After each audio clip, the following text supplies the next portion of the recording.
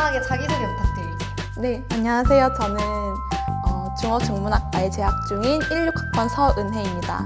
이번에 2020년 1학기 봄학기로 스위스 치리 대학에 파견 다녀왔습니다.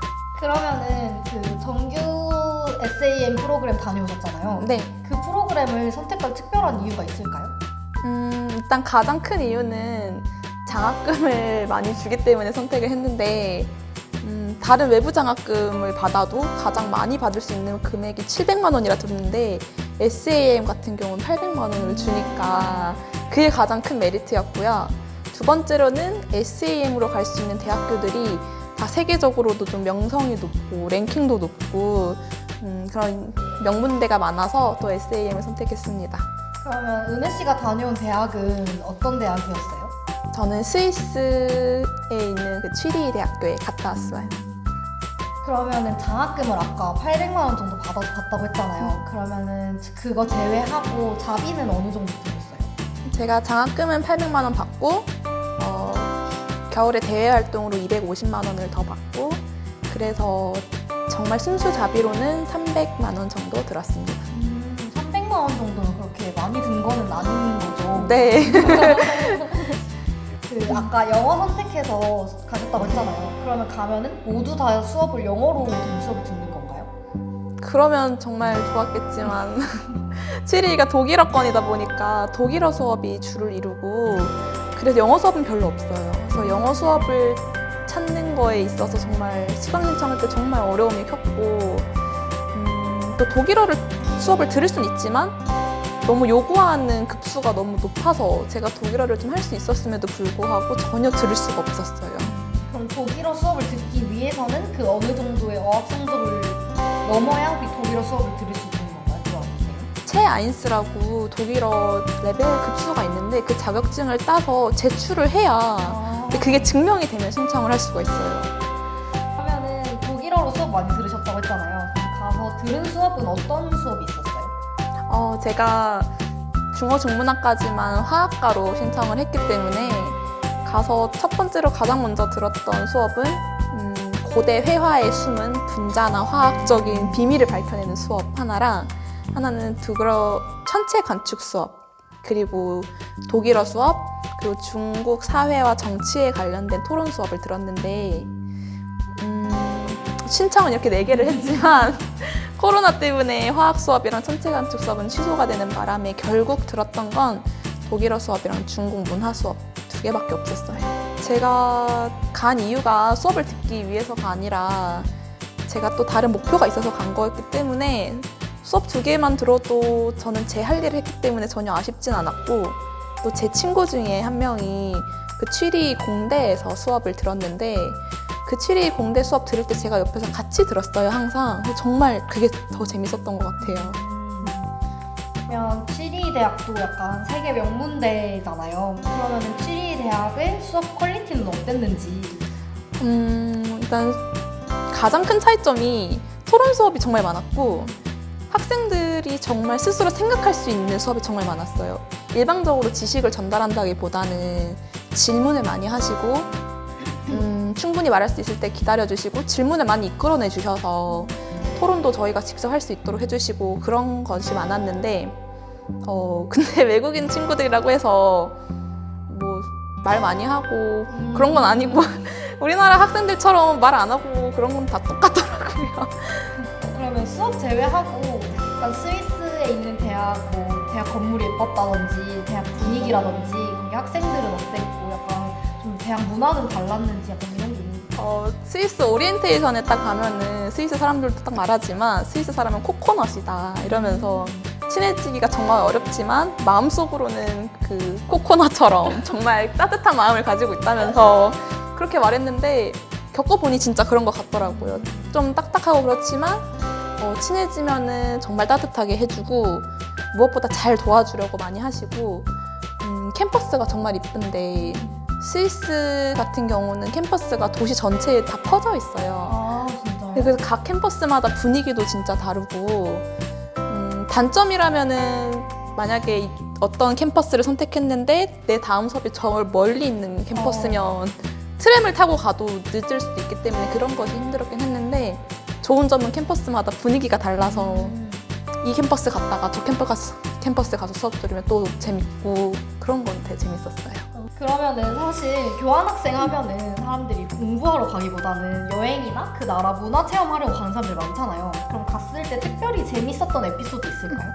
저 정말 많은 에피소드가 있는데 일단 제가 봄학기에 가서 겨울이랑 여름에 걸쳐져 있었는데 가자마자 눈이 정말 많이 내려서 눈이 딱 그쳤을 때 산에 눈이 쌓여 있을 때 친구들이랑 알프스에 스키 타러 간 것도 대박. 되게 재밌었고 스위스 풍경이 진짜 그렇게 한 번 보면 평생 잊을 수 없을 만큼 예쁘다고 하더라고요. 진짜 제가 그걸 보고 있으면서도 내가 지금 이걸 진짜 보고 있는 게 맞나? 이 꿈이 아닐까? 이런 생각을 정말 매번 했던 것 같아요. 너무 좋았겠다. 네. 그리고 제가 그 파견 전에 여기서 버디 활동을 하면서 독일인 친구를 그때 만나게 되었는데 그때 버디 활동하면서 친해진 독일인 친구랑 우정이 쭉 이어져서 제가 가서 외롭게 혼자 있는데 그 친구가 생일이라고 초대를 해줘서 그냥 기차 타고 스위스랑 독일이 국경을 맞대고 있기 때문에 그냥 기차 타고 가서 그 친구 집에 가서 머물면서 생일 파티하고 마당에서 생일 파티하면서 친구가 또 그 친구들 소개시켜주고 그 친구가 또 드레스덴에 살아서 드레스덴 구경도 그때 좀 하고 그게 정말 기억에 많이 남아요. 목표한 어학 성적은 많이 늘었나요? 어학 실력이라던가 성적적으로 좀.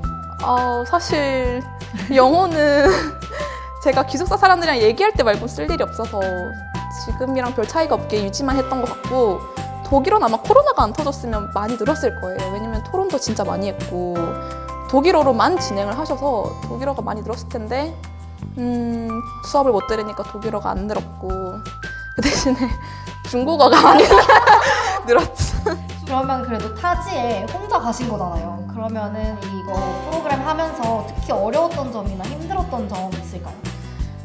일단 첫 번째로 가장 힘들었던 게 초기 정착이 좀 힘들었던 게 영국 갔을 때는 영어권이니까 초기 정착이 안 힘들었는데 여긴 독일어권이다 보니까 모든 중요한 문서가 다 독일어로 와서 와 그거 번역하는데 구글 번역기 켜서 다 봐야 되고 또 문서 양이 엄청 많거든요.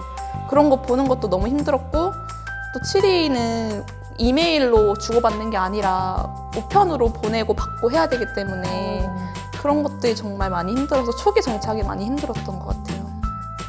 그러면은 이게 다녀오신 프로그램이 정규 SAM 프로그램이었잖아요. 그러면은 특히 우리 학교의 해외 파견 프로그램이 다양하잖아요. 단기도 다녀오셨고 하니까. 근데 특히 이 프로그램이 좋았던 이유 있을까요?